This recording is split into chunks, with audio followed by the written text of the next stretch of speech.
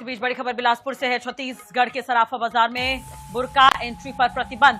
सराफा association के अध्यक्ष कमल का ये बड़ा फैसला। बुर्का और नकाब के साथ दुकानों में एंट्री बंद कर दी गई है। लगातार हो रही चोरी की घटनाओं के बाद ये निर्णय लिया गया है। तो आपात बैठक में ये फैसला लिया गया। आपको बता दें, पिछले दिनों बुर्का पहनकर कुछ महिलाएं चोरी की वारदात को अंजाम देती हुई नजर आई थी सराफा दुकान में, और उसके बाद ये बड़ा फैसला। छत्तीसगढ़ के सराफा बाजार में बुर्का एंट्री पर प्रतिबंध। ये बड़ी खबर। सराफा एसोसिएशन के अध्यक्ष कमल का ये बड़ा फैसला। बुर्का और नकाब के साथ दुकानों में एंट्री बंद कर दी गई है।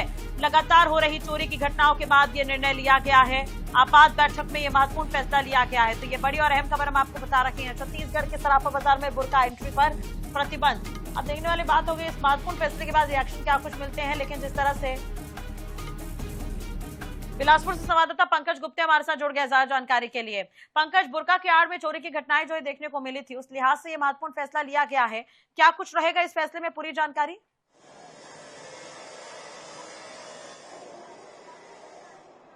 बिल्कुल आपको बताना चाहता हूं, छत्तीसगढ़ सराफा एसोसिएशन के द्वारा एक बहुत बड़ा फैसला लिया गया, एक निर्णय लिया गया जिसमें जो पूरे प्रदेश भर के जितने भी सराफा दुकान है वहां पर जो बुर्का और जो नकाब है उस पर पूरी तरीके से प्रतिबंध लगा दिया गया है। कोई भी बुर्का पहन करके कोई महिला अंदर नहीं आ सकती है, नकाब पहन करके नहीं आ सकते हैं। हमारे साथ खुद कमल सोनी अध्यक्ष है जो प्रदेश छत्तीसगढ़ सराफा एसोसिएशन के। सर ये बताएंगे, एक अचानक इस तरीके से आप निर्णय लिए हैं, एक बड़ा निर्णय माना जा रहा है? आप विगत कई सालों से देख सकते हैं कि जो डकैती चोरी के जो संबंधित मामले हैं, हर दूसरा मामला सराफा व्यवसाय से जुड़ा होता है। सराफा के जो बढ़ते भाव सोने चांदी के, इसको और उसको बल दिया जा रहा है। आने वाले दिनों में बहुत बड़ी ऐसी घटना की संभावना भी है।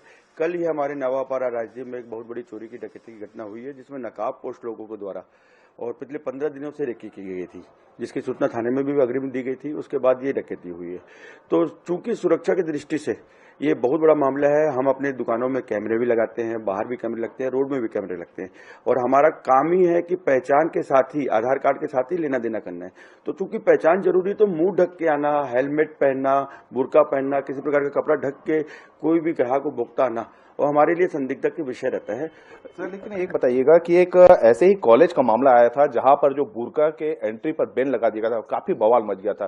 कहीं ऐसा तो नहीं है कि अगर आपके यहाँ आए तो आपके जो व्यापार है उसमें किसी प्रकार का असर पड़े? निश्चित यहाँ समझने में फर्क आ रहा है कि वो धर्म और समुदाय के विशेष वो बुर्का वाली बात हुई थी। यहाँ मुंह ढक के आना, मुंह ढक के आने में हेलमेट, कपड़ा या बुर्का, तो मुंह ढक के आना, पहचान छुपाना और सोने चांदी का व्यापार करना, दोनों एक साथ ही चल सकता है। तो सुरक्षा की दृष्टि से बहुत अहम है कि हम सोना चांदी किसी से ले और दे, तो दोनों स्थिति में हमें उस पहचान बहुत आवश्यक है।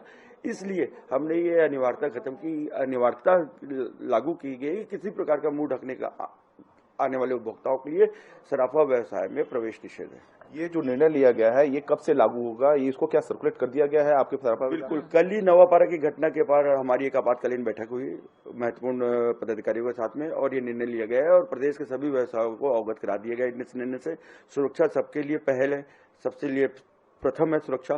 सुरक्षा के साथ ही काम कर सकते हैं, तो निश्चित ये लागू हो गया है। और मतलब इसको अब सेल्फ कॉन्शियस के ऊपर भी है कि आपका कोई परिचित है और किसी कारण से मुंह ढक के आ रहा है, तो उसकी जिम्मेदारी है, सुरक्षा आपके अपने हाथ में है। लेकिन कोई संदिग्ध आता है तो बिल्कुल प्रवेश नहीं। ठीक है पंकज, आपके जरिए स्थिति तो साफ हो गई है। अध्यक्ष उन्होंने ये साफ कर दिया है केवल बुर्का ही नहीं, जो कोई भी मुंह ढक कर आता है, जैसे कई बार होता है कि महिलाएं जो है स्कार्फ लगाकर चली जाती हैं, हेलमेट लगाकर कुछ लोग पहुंच जाते हैं, तो इस तरह से जो एक्टिविटी रहेंगी उस पर प्रतिबंध रहेगा। क्योंकि मुंह बांधकर अगर कोई पहुंच रहा है, अगर कल को कुछ घटनाएं हो जाती है, सीसीटीवी फुटेज देखे जाते हैं, तो पहचान नहीं हो पाती है। तो ये तर्क दिया जा रहा है। बहुत बहुत शुक्रिया तमाम जानकारी और बातचीत करने के लिए आपका।